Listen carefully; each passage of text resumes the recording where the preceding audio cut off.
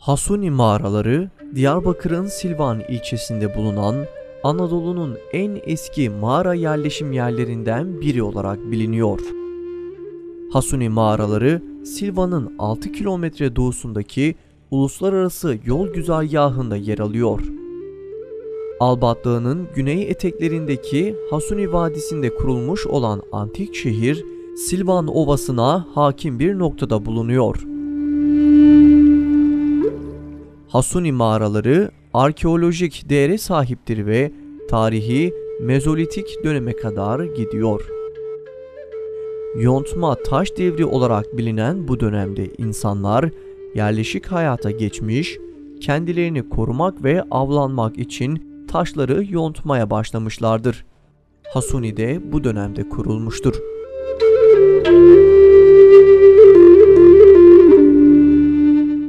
Kaya şehrinin en zirve noktasındaysa uzun bir taş merdivenle çıkılan ve adak yeri olarak kullanıldığı tahmin edilen küçük bir alan bulunuyor.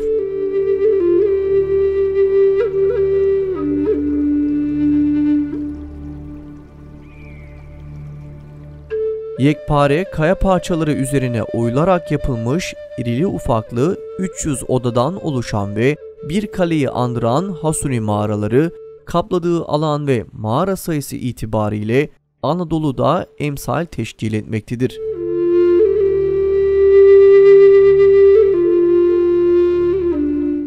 Bir kaya kilisesi olmak üzere iki kiliseye sahip olan Hasuni mağaraları koridorlarla birbirine bağlıdır.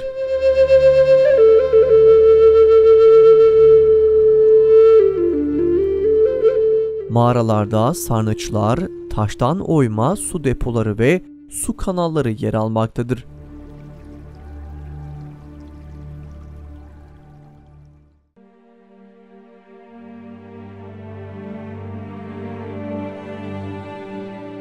Kayalara oyularak yapılan ve birkaç bölümden oluşan Hasuni Kaya Kilisesi, Anadolu'daki en eski mabetlerden biridir. Tepesi huni şeklindeki 4 katlı kaya kilisesinin yanında eğitim amaçlı kullanıldığı düşünülen bölümün içinde mini bir amfiye benzeyen 5 basamaklı merdiven vardır. Zamanla tahrip olmuş Hasuni Kaya Kilisesi, Hristiyanlığın yayıldığı ilk dönemlerden 13. yüzyıla kadar kilise olarak kullanılmış.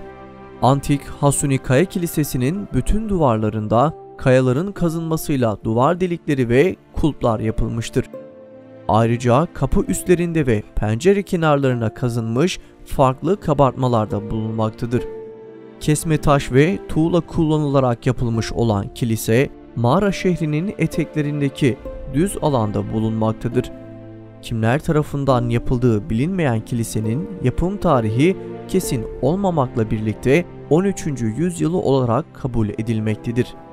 Yapımında Silvan yöresine özgü renkli kesme taşlar kullanılmıştır. Devasa kaya parçaları oyularak apartman şeklinde yapılmış mağaralardan oluşan Hasuni'nin görüntüsü oldukça ilgi çekiyor. Bölgeye gelen yerli ve yabancı turistler de kaya merdivenler, taş döşeme yollar, kaya kilisesi ve bu tarihi yapıları fotoğraflıyor.